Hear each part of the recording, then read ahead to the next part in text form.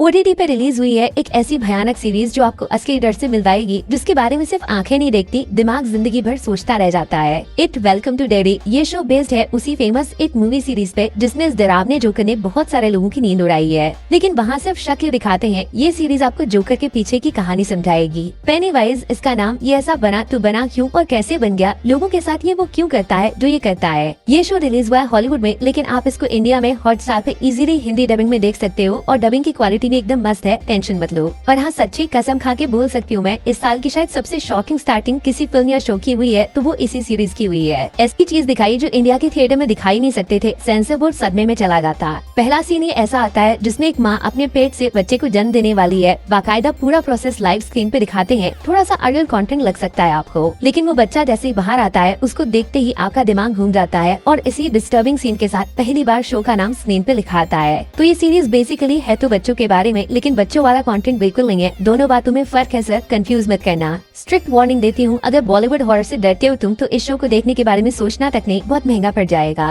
कहानी शुरू होती है एक बच्चे के गायब होने से, जिसकी न्यूज पूरे शहर में घूम रही है। लोग डर गए हैं, उस बच्चे को ढूंढ रहे हैं, बट कोई सुराग नहीं मिला। हैरानी वाली बात यह है, काफी टाइम निकल जाने के बाद भी ना तो वो बच्चा दिखा और ना ही उसका शरीर मिला है। दो बातें हो सकती हैं, सबसे बुरा तो यही कि शायद वो बच्चा अब इस दुनिया में है ही नहीं, किसी चीज ने उसको मार दिया और उसका शरीर भी निकल गया। या फिर दूसरा इंटरेस्टिंग जवाब, ये बच्चा खुद अपनी मर्जी से कहीं चला गया है और शायद वो देखना चाहता है कि ये पूरा शहर उसके लिए अब क्या क्या करेगा। ठीक उसी मोमेंट पे ये शो सस्पेंस थ्रिलर से सुपरनैचुरल बन जाता है, जब ये गायब हुआ लड़का पहली बार अपनी दोस्त को खुद के होने का एहसास कराता है। कोई भूत प्रेत आत्मा हवा बन के नहीं, बल्कि जमीन के नीचे बहने वाले पानी में अपनी आवाज मिला के उसके कानों तक पहुंचाना, यहाँ से पागलपन शुरू हो जाता है। सिर्फ हॉरर नहीं, तगड़ा वाला सस्पेंस भी क्रिएट किया है। एयरफोर्स का वॉर, ब्लैक व्हाइट रेसिज्म, इंसान को मरते वक्त देखने का ट्रॉमा और एक थिएटर जिसकी स्क्रीन एक्चुअली एक दरवाजा है दो दुनिया के बीच का। और जितनी डिस्टर्बिंग इस शो की शुरुआत थी ना, उससे 10 नहीं 100 गुना ज्यादा घिनौनी है इसकी एंडिंग। एकदम फाइनल डेस्टिनेशन वाला फील आ जाता है। फिर से ऐसी चीज जो थिएटर में दिखाना अलाउड नहीं है, उस फाइनल लास्ट सीन को देखकर इतना पक्का है ये शो बवाल करने वाला है, पूरी दुनिया में फेमस होने वाला है। देखो, ये है साइकोलॉजिकल हॉरर जिसमें सुपरनैचुरल एलिमेंट्स को डाल दिया है। माने ये कहानी से आपको डराने की कोशिश करेंगे, जिसका असर लंबा होगा। वैसे लंबा तो ये शो भी चलने वाला है, क्योंकि ऑलमोस्ट एक घंटे के नए एपिसोड्स हर मंडे को सुबह 6:30 बजे रिलीज होंगे और 2 महीने तक चलेंगे। बट यकीन मानो, हर एपिसोड खुद में एक अलग हॉरर फिल्म के बराबर मजा देता है। इतनी सारी स्टोरी पहले एपिसोड में दिखा दी, जिसमें 10 मूवीज बन जाएंगी। अब भाई, अंग्रेजों की ये एक बात मुझे समझ नहीं आती, इतनी परफेक्ट कास्टिंग ऐसे एक्टर्स कहाँ से ढूंढ के लाते हैं जो एक्टर लगते ही नहीं है, जैसे कोई रियल इंसान की कहानी चल रही है। बाकी रेटिंग वगैरह तो पूरा शो देखने के बाद ही बताऊंगी, लेकिन पहला एपिसोड देखने के बाद मुझसे रुका नहीं गया, जल्दी से आपको बताना था, आपको भी तो डराना था। इकट्ठा देख लेंगे, अभी से क्यों देखना, ये सब मत सोचना। स्टार्टिंग और एंडिंग खुद में एक पूरी हॉरर फिल्म जैसी फील होगी। देखना शुरू कर दो अभी तुरंत।